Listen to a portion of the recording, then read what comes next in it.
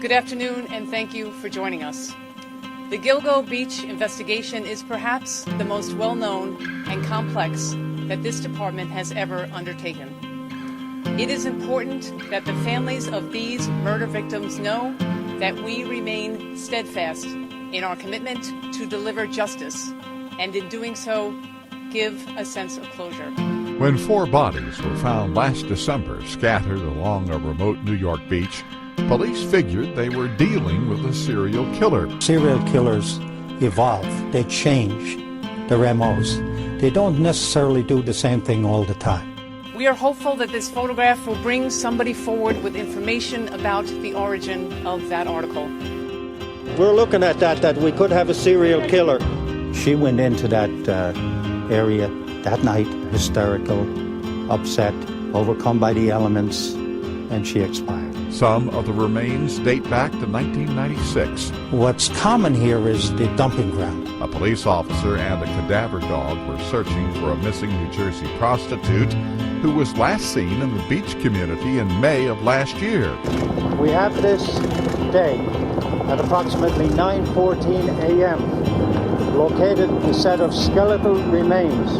We'll wait till an autopsy is performed to know for sure what happened to her.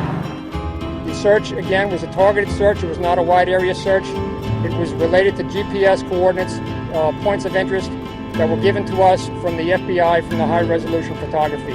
The search for that woman has led to the discovery of 10 other bodies. We have 10 bodies now and no Shannon Gilbert, and it's a mystery. Our theory is that this is a coincidence, that she went missing in Oak Beach and has nothing to do with the serial killer.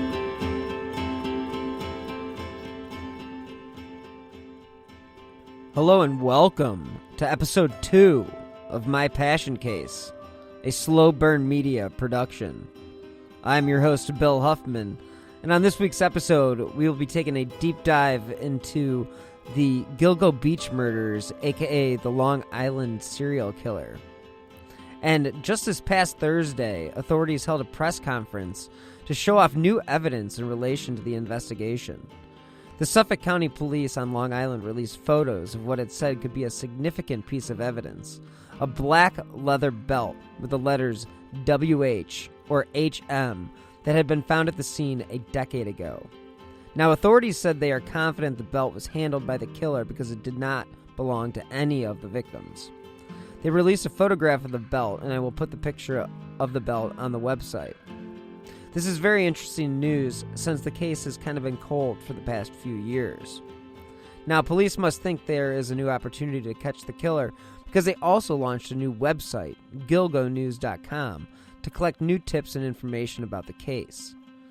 Now, the first set of remains were discovered in 2010 when police were searching for another woman, 24-year-old Shannon Gilbert. Now, it wouldn't be for another year when Gilbert's body would be found across the way on neighboring Oak Beach. But once Gilbert's body was recovered, the total number of bodies that had been found was 11. Police said most of the women found worked in prostitution and had advertised such services on websites such as Craigslist. Now, when an independent autopsy was performed on Gilbert's body, they were able to determine that she was killed due to homicidal strangulation. Now, you wonder why there was a second autopsy? Well, the first one concluded Gilbert had died from drowning and drug overdose. The autopsy was able to conclude she did not die from a natural disease, drug overdose, or drowning. Gilbert had vanished after visiting a customer and was told to have freaked out and started banging on neighbors' doors asking for help. While they searched for Gilbert, 4 bodies were found in various stages of decomposition. More remains were uncovered on Gilgo Beach, which is about 40 miles from New York City. The FBI didn't join the task force until 2015, so this new evidence may actually be a result of their participation. Now that I've run you through the basics of the case, let's jump into my conversation with producer reporter and true crime star Maggie Freleng to take a deeper dive into the case of the Long Island serial killer. Maggie, thank you for joining me tonight on my passion case. I know that we have talked off the record on what you're going to talk about tonight, but I think there are a lot of people out there that may be familiar with this case, especially if they're true crime aficionados. But if you're just kind of stumbling across this case, what is it that you wanted to talk about tonight? So I would like to talk about the Long Island serial killer. I'm really excited to talk about this because I am usually that person, at the bar, people are talking about something and I'm like, oh, did you guys know that there's a serial killer at large, like down the street from us? And people usually have no idea. And I'm actually surprised at how little attention this case actually does get. There was a few documentaries about it a couple years ago, maybe 2015 or 16, but that's really been it so far. And so, there was a book about it in 2013, which I think you had said you also read. But for me, anything that's out there about it, I listen to, I read, I just cannot get enough about it. I did read the book. I believe it was the Lost Girls. You're right. And in regards to this case not getting the attention that it obviously deserves, because this case is absolutely fascinating. I mean, this is one of the most fascinating cases, and especially if you dig even deeper into the case, there are so many different rabbit holes you could go down. Yeah. I mean, I have, once we get to it, I have all of like the top suspects and each one is like better than the next. And it's like, it's just, first of all, it's crazy to me that there is a current serial killer at large that we have not caught. Is just crazy to me, who has possibly been killing since the early 90s and most recently as of 2010. And they're still out there.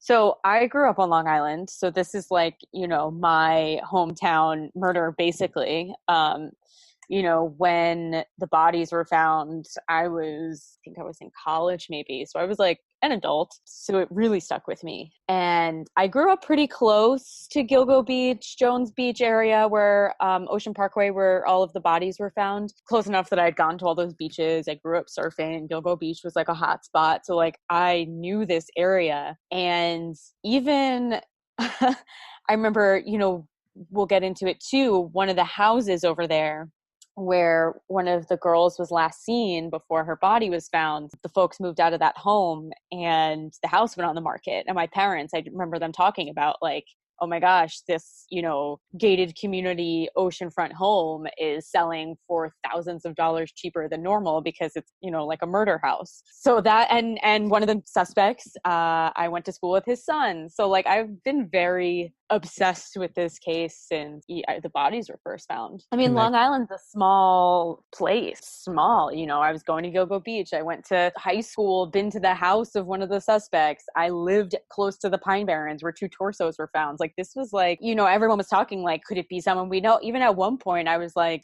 could this be my dad? Where was my dad on these dates? It's like one of those things where everyone was kind of like that. So what are the demographics in Long Island? Long Island is a really interesting place. The demographics range wildly. I have always found it to be a pretty segregated place, but in terms of wealth and race. But there are places like Oak Beach where these bodies were found, gated communities, oceanfront homes, there's the Hamptons. And then at the same time, you have places in the Pine Barrens that are, tiny little trailer parks and, Middle Islands, places like that are pretty impoverished. It's pretty conservative on Long Island. It's a satellite of New York City, but I'd say a lot of people are pretty conservative. Maybe that has to do with the wealth that is also there. But growing up, I didn't see so much of that. But today it's like one of Trump's like top places. So it's definitely interesting. Yeah, because from where I grew up, the city, I mean, I spent time hanging out in Queens when I was a kid. It's right there. But then you go out there and it feels quite different. As far as like what the environment's like in Gilgo Beach, I mean, are we talking about like a wide open beach area, a destination spot, or are we talking about something that maybe not everybody needs to be going to? So I would say both. I mean, Jones Beach, there is the Jones Beach Theater there. There's a stadium for concerts. Like Jones Beach is a very busy place. The beach in the summer is packed all the time. It's definitely a tourist destination for people, who are visiting the city and also want to go to the beach. Gilgo as well. And so the strip where the bodies were found is actually very remote. It's a long, like very flat, marshy area where Ocean Parkway runs along the beach, but the two like main points of interest, Jones Beach and Gilgo Beach, are on the opposite ends. So you have this giant strip of road just through marsh. And in that marsh is where a lot of the bodies were found. So it's actually, and we'll get into it, a pretty ideal dumping ground for a serial killer. As far as the interest in the case and, obviously your family being interested in purchasing one of the houses for, a nice little discount for being a murder house, that's always comforting to hear. And, it's definitely what you want as a child. That's, hey. Well, I'm here working in the true crime field because I'm sure as a child I had a morbid fascination with things like that. So I think I was actually really excited about it at the time. Unfortunately, I think we all kind of had a morbid fascination in ending up in this sort of genre. I think it just kind of comes with the territory. I would say so, for sure. So this whole time we were talking about the Long Island serial killer, and just to jump into it, that the Long Island serial killer acronym LIST is an unidentified killer who predominantly, and I would say actually 100%, and I guess we don't know 100% because there are some unidentified bodies, but from what we know, preyed on sex workers and left their bodies in the areas of the South Shore, Long Island, as we mentioned, Jones Beach, Oak Beach area along Ocean Parkway. And this whole story, the whole way we find out that there is a serial killer, starts with Shannon Gilbert. So she is a young 24-year-old woman from New Jersey who was working as an escort and took a call to go out to Oak Beach. And she was last seen in 2010 running out of a house in Oak Beach. That's the one that my parents were interested in, screaming, they're going to kill me. And there was a 911 call of this. She called the police screaming, they're going to kill me. Then she went missing. And so that was in 2010.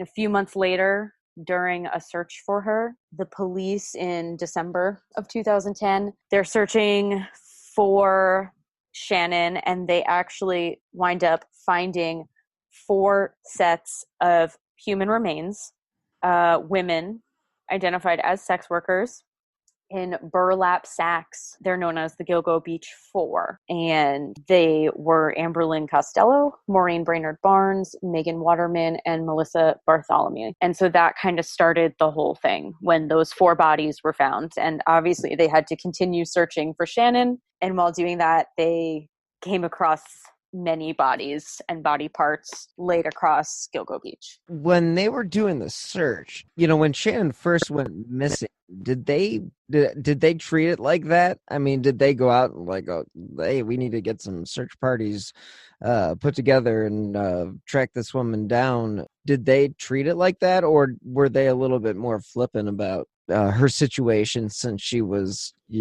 a sex worker and all? I think they were a little flippant about it. I don't know for sure how quickly afterwards the search started, but it was certainly not treated as a homicide or anything like that, or a death at the time, because she was just a missing person. So, I think it did take, I think it was one of those instances, I think with all of these young women, when their families realized they were missing. It was probably a few days later. I think with Shannon, actually, it was almost immediate because she had a boyfriend. And I think he tried to file a report, and, they kept getting bounced back because she's from New Jersey. So then her family was going to Jersey police, who was like, no, you have to go to Long Island. And then Long Island was like, no, she's from Jersey. So they kept getting like bounced back and forth. So I think to even get the missing persons report, it took a minute. Again, she was also 24. She was a sex worker. I think the urgency to it wasn't there, but this was May, and by December they were actively looking for her. Okay, so when the officers are out searching for Shannon and they come across these other bodies, what happens at that point? That was pretty much when they were like, okay, there's 4 bodies lined up almost perfectly separated from each other in burlap sacks. Very clearly, these are homicides, the same person.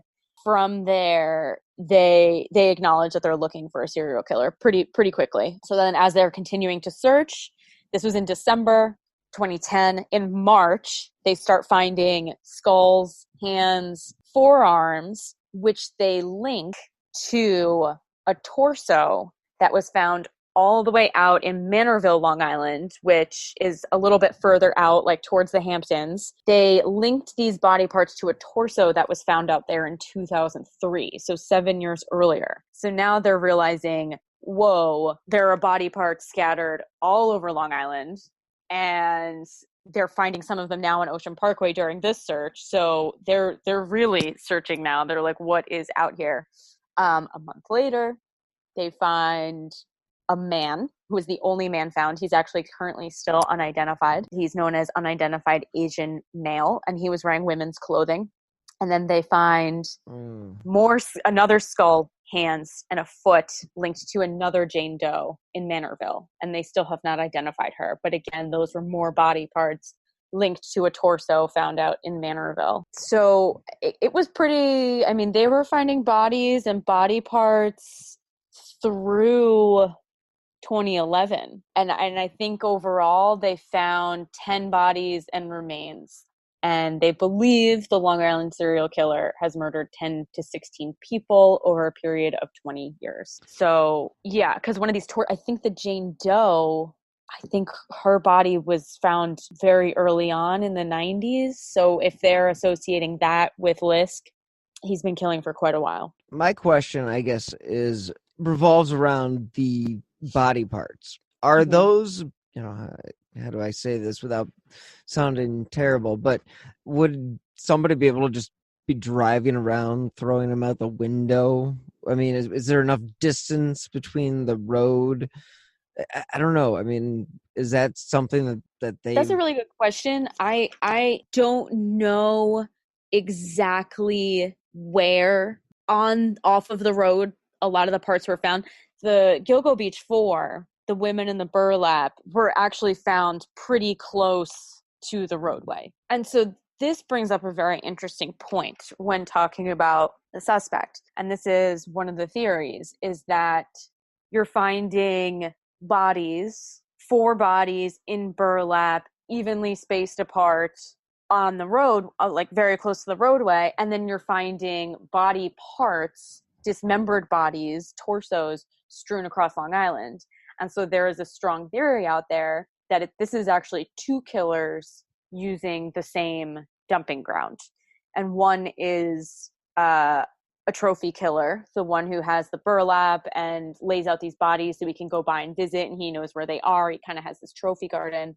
And the other one is a torso killer who is less organized and kind of, like you said, is just really throwing body parts out there and is kind of like, look at me, here's the torsos I'm putting out for you to find. So that is one theory that's actually out there, is that this is 2 different killers because the MO seems very different. Now, when the bodies are laid out, like the way that you mentioned, does that strike you as something that like a hunter would do? Or is that not something that was it not that meticulous? It seemed pretty meticulous. The way, from everything I know of the killer, at least the one who killed the women in the burlap, these were all very cautious women. They had been doing sex work for a minute. And this is something else to note, is that these 4 women specifically all disappeared doing jobs from Craigslist. This was also around the time that Craigslist was big. So now they were taking their work where usually they would be in Times Square, I think generally they all worked out of New York City in Times Square and would pick up Johns in Times Square and meet these men in person, get, a sense for, are they sketchy? Are they not sketchy? What does this guy look like? To now they're meeting people on the internet who they have never met before. And so all these women were very smart, street savvy, and they all went missing in a very similar time frame, and they all seemingly were picked up by the same guy. So off of Craigslist, which was new to them, relatively new. Yeah, so, they kind of took away one of their best defenses, which is their street savviness and the ability to call a John, whatever you want to call him, who's right. And so all their families, my daughter wouldn't have gotten a car with someone she didn't feel comfortable with.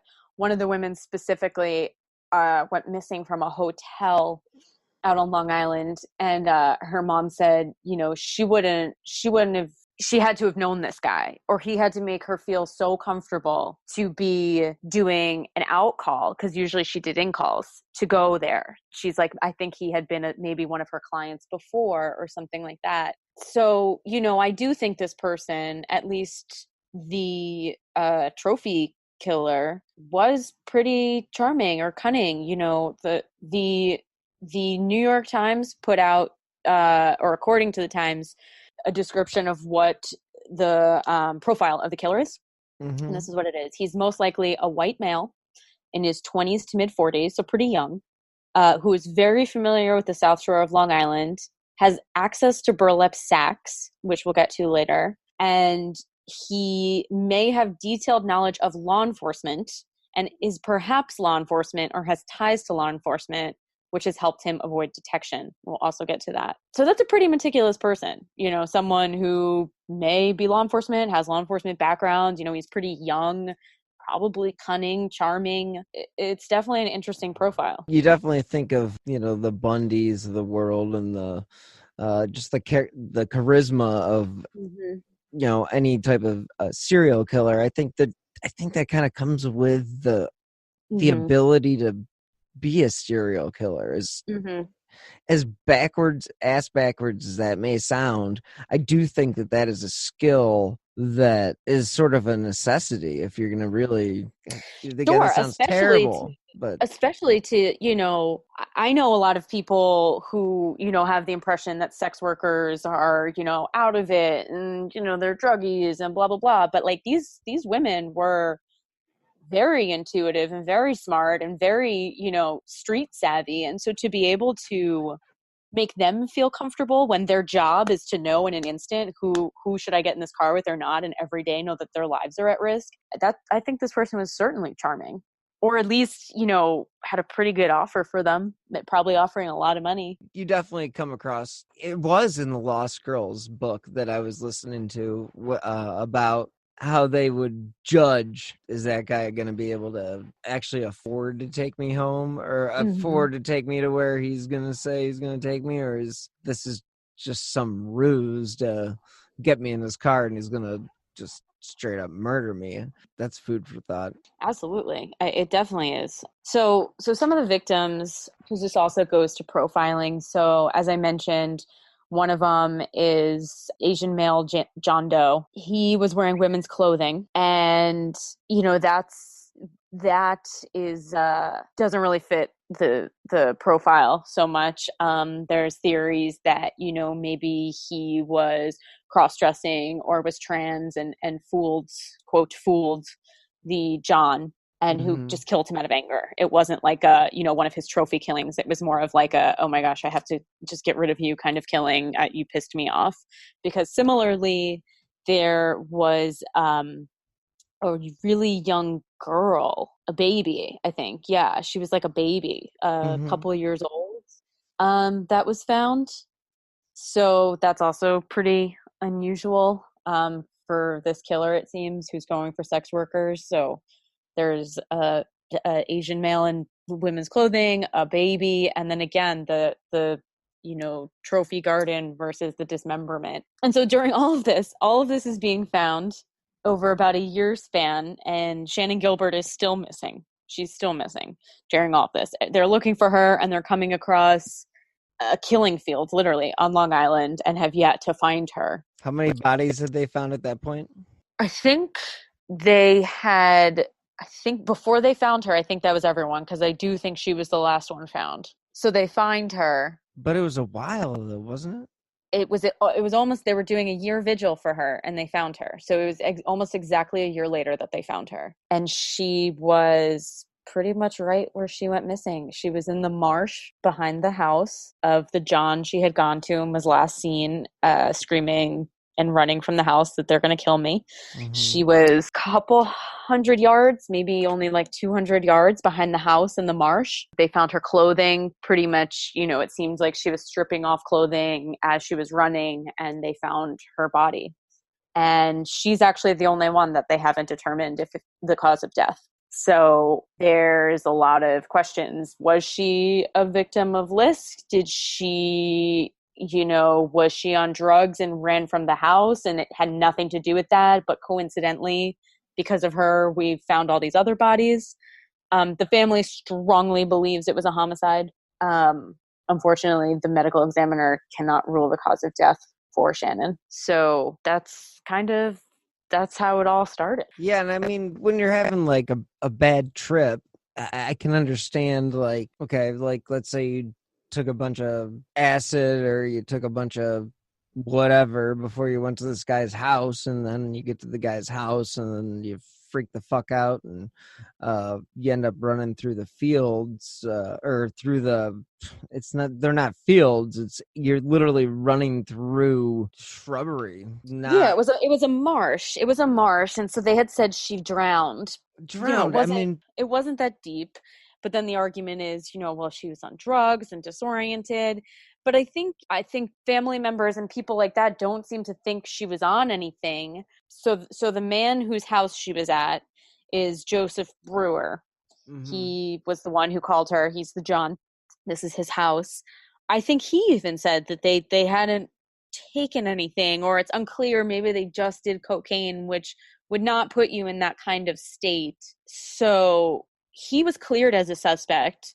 I think he cooperated. And the other thing is she had a driver who drove her out there, and drivers are almost kind of like security. They're there if you don't call after an hour. If you're taking longer, you're supposed to let your driver know. Otherwise, they're going to come in. So her driver, Michael Pack, was also there and, kind of witnessed all of this. He was a suspect at first. I believe he was cleared as well. I think he also didn't think she was really on anything or couldn't really tell what was going on. And he interacted with Brewer and saw her kind of freaking out, like hiding behind that couch. And he asked Brewer, like, what's going on? He's like, I have no idea. She's freaking out.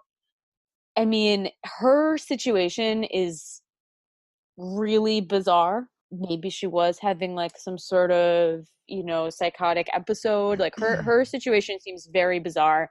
And that's where you start getting into conspiracy theories about, well, maybe he was involved because he was part of the, what's it called?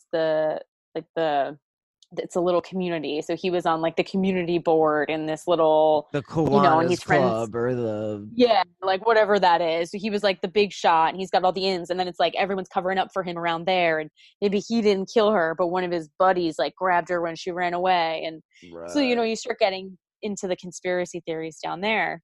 But yeah, so he was a suspect who has mostly been cleared. And alongside him, there is Peter Hackett, who is another resident. And this is exactly what I wanted to talk to you about. The one and only Dr. Hackett. Yeah, Dr. Hackett. Really weird guy who's really good friends with Brewer.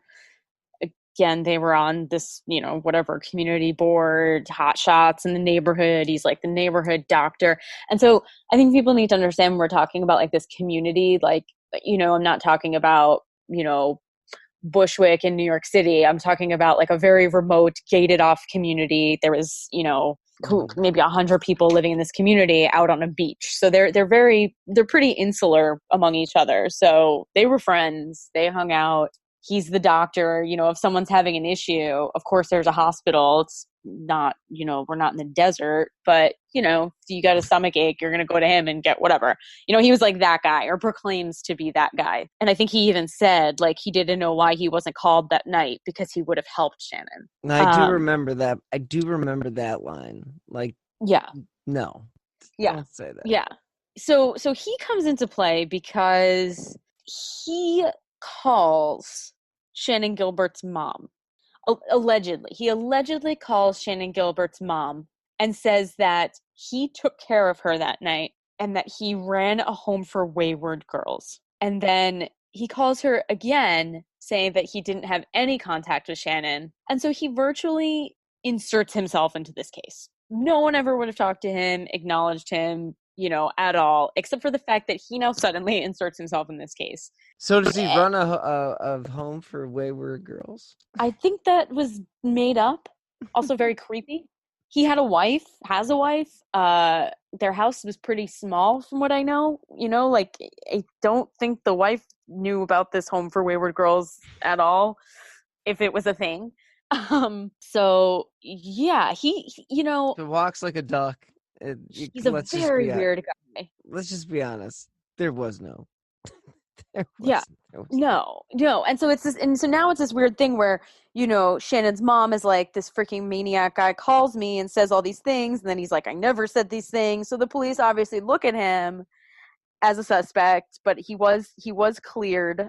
I'm not sure why, but he just seems to me kind of like a cuckoo bird who wants to be important. Someone who's like, yes, I take care of the community. And yes, I took care of Shannon. Oh shit. Wait, this is maybe a homicide investigation? No, I didn't.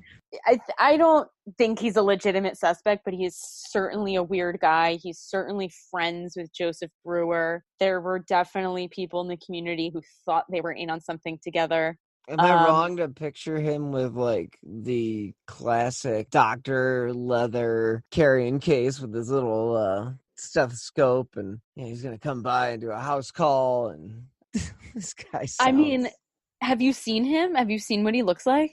I'm gonna look him up. I'm gonna look him up literally just so I can give you. First of all, he's very large and goofy, really? And there's this That's moment. not what I would have thought off the hand. There is this moment where he's being interviewed by some local news, because news was out there all the time. And they're asking him, like, did you see her? Did you see her? Did you make that phone call?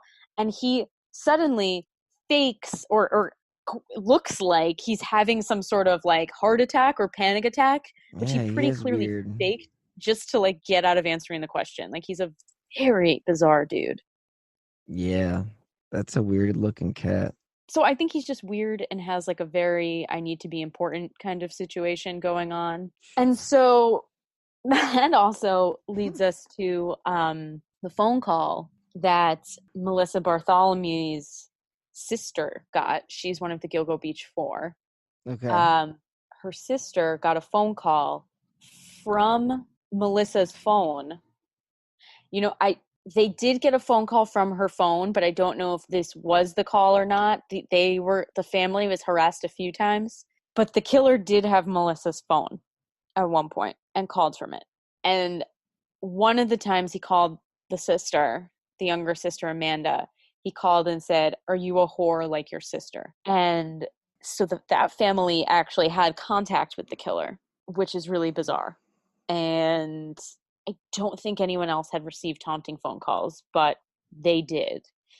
And one was from her number. And that's also fascinating. And I think the call was traced. One of them was traced to Times Square, which leads a lot of people to believe he's a commuter. He works in the city, maybe picks up escorts in the city, comes back to Long Island. Yeah, I mean, it's definitely not a new thing if that's the case. I mean, there's the guy in Alaska that would meet the people and fly them back to his cottage and murder them there. I mean, yeah, people will do all sorts of different things if they've got murder on their mind, I guess. Yeah, and I think this is what led families to think, maybe they had met him before in the city. He's a commuter, like, maybe they knew him and now he's like, oh, actually come, let's do a call out at my place on Long Island, or, whatever. It made them feel comfortable. It's interesting. It's really interesting. And that also kind of fits with this profile of like a younger white guy, maybe he's works on Wall Street, something like that. Like this, Mr. Moneybags, Wall Street guy. So another suspect, these are two, so this is an interesting one. This one has to do with the burlap sacks, and this is the man that I knew. So James Bissett was a guy, I grew up with his son. We went to school together. I had like partied on their houseboat, super, super rich Long Island people. Mm-hmm. He owned an aquarium. He owned a bunch of Hyatt hotels, and he owned a nursery. And he was, the burlap sacks were linked to his nursery. And he was, I think, cleared, or this is also what happened, the day after Shannon's body is found, the last body in December, the day after he commits suicide. So a lot of people thought that was suspicious, and it's unclear to me if he was cleared or he is just dead now. But he came up because of the 4 burlap sacks for the Gilgo Beach 4.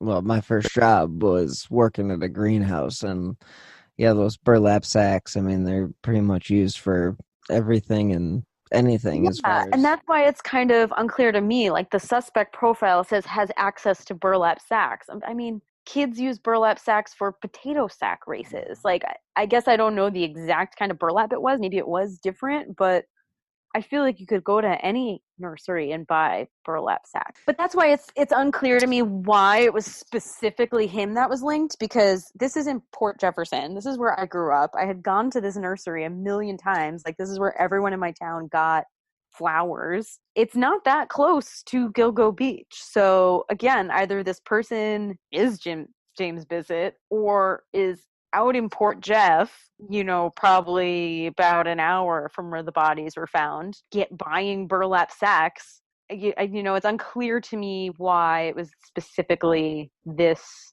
nursery and James Bissett that was linked to the sacks, but I think it was a direct link. I think that there's definitely a connection there, but it is definitely one that the authorities would have explored, you would hope, to the nth degree as far as knocking that guy off the list. Right. And so, that actually brings us to one of the suspects, the former Suffolk County Police Chief, James Burke, who is reported to have blocked an FBI probe into the Long Island serial killings during his time as police chief. So, I think this is one of the strongest, to me, one of the strongest suspects actually is James Burke, because of that profile that says possibly law enforcement, if he has access to all of the information, he's getting some rare burlap that can be linked to somebody else, blocking probes allegedly. So the case against him would be that in 2016, one of the Shannon Gilbert's attorneys had said that an escort who had been with James Burke said that he was connected to the Long Island serial killer murders. And I know that sounds a little bit out there. However, he's also known to be with sex workers. And the attorney also said that they spoke with another woman who had rough sex with him during a house party. He also did time in federal prison for beating a man who stole a duffel bag of his filled with sex toys and pornography. So, he's the police chief hooking up with sex workers, to each his own. Nothing wrong with that. It is technically illegal. Some of them are claiming to have had not great encounters with him, rough encounters. He could be violent. Actually, he is violent because he beat a man for stealing his pornography and sex toys. So this is me personally. I have always felt the strongest case is against James Burke, and that would be really hard to deal with, especially if he was blocking FBI probes, and we all know how law enforcement's treated. The code of blue, or what is it, the Blue Brotherhood, whatever it is. Blue Bloods. Yes. Tom Selleck hosts the show, or hosts the show. Yeah, whatever. Stars in the show. The Blue Brotherhood, So I think if it is him, I don't think we will know that. Yeah, I could definitely see that being a sticky situation for anybody that's below the chain of command of the chief of police. But yeah, I mean, so I think for me, I think he is. There's one more person who is also I think another really good person of interest. And before we jump in there, how far, okay, so some of these bodies were found in one area, and then some other bodies were found in another area.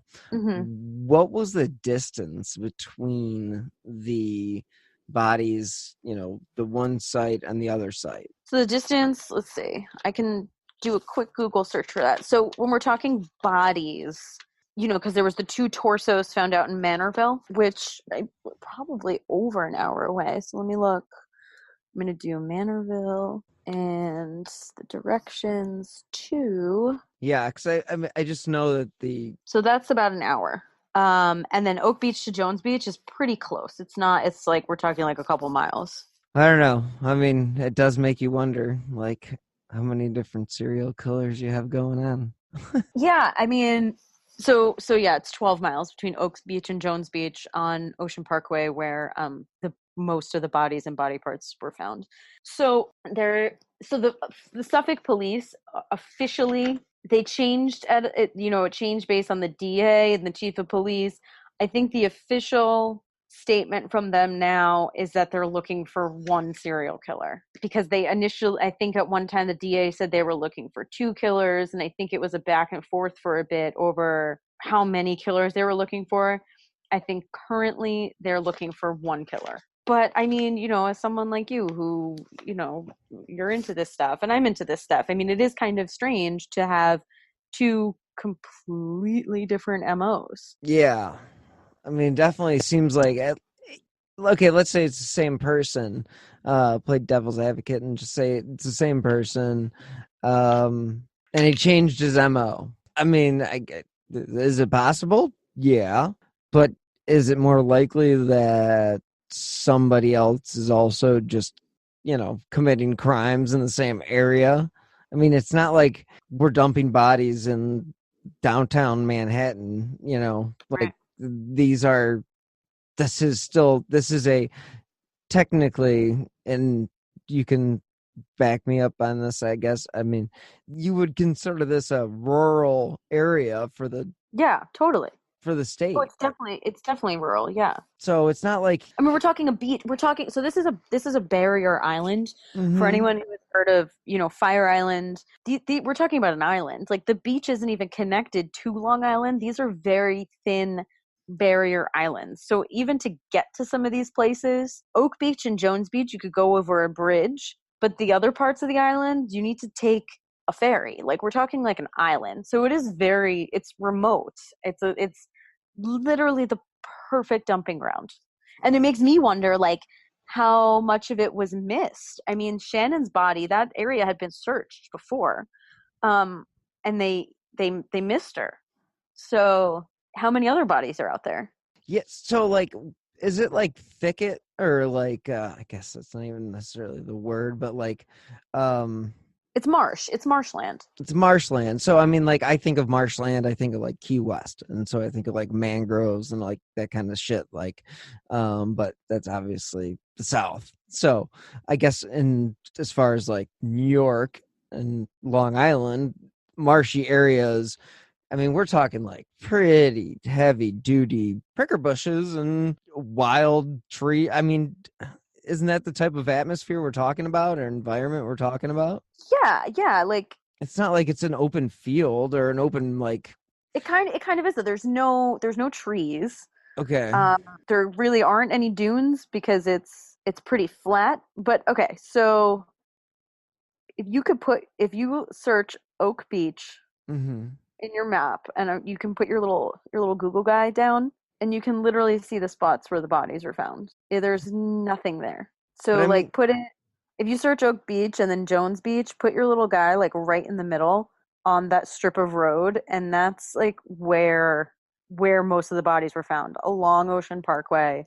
And so in one of the documentaries, it was an A&E documentary that came out. The reporters actually went out there at nighttime and like, pretended to dump a body, but what they were seeing how many cars passed, very similar to what I did in the Mora documentary, but seeing from the time they could see the headlights, because you could see for miles, it's flat, it's a straight strip, how long it took from when they saw the headlights to when the car was close enough that they figured, someone would see what they were doing. yeah, It was a long time. I don't think most people realize the environment that this actually is, because you're right. I mean, this is like straight up barrier islands. Yeah. I mean, you're better off going to Oak Island. Like, Yeah, and no, they're barrier islands. It's, so it was a pretty decent amount of time that they found that it took until the car was close enough. They were like, oh yeah, you could dump a body easily. For I mean, you're sure. not driving down there at night. There's nothing there. There's beaches. The only people driving down there at night are probably if you're dumping a body. There's nothing over there. It's thinking very highly of the population that inhabits that area. Well, if you're driving around late night, you got to be dumping a body. I mean, geez. I mean, I'm talking specifically about that middle strip, not Jones Beach.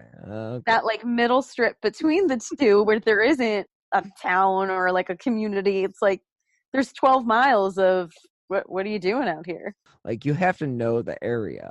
Like, it's not one of those things where, and that's sort of the way that it is with the Mihaljevic case, is you have to know the area in order to end up where you end up. Sure, okay, you came across the spot and you found it. Chances are that's not likely. And then what do most people do? They go to where they know. So, I mean, this person to me grew up on Long Island. This person was dumping parts in Gilgo Beach, remote area, and dumping parts in the Pine Barrens in Manorville, also an incredibly remote area. So, and they're far away. Like I said, those two places are about an hour away. A lot of people who are, people I know that go out to Gilgo Beach and Jones Beach are from Nassau County and have no freaking reason to be going out to Suffolk County, or like, Suffolk County, what's that? mm-hmm. Which is where Manorville is. So this person to me is someone that has spent their life here. They know this area. They know the Pine Barrens, and they also know an hour away in Oak Beach and, that area. Unfortunately, this case is too big to cover in just one episode, so tune in next week for part 2.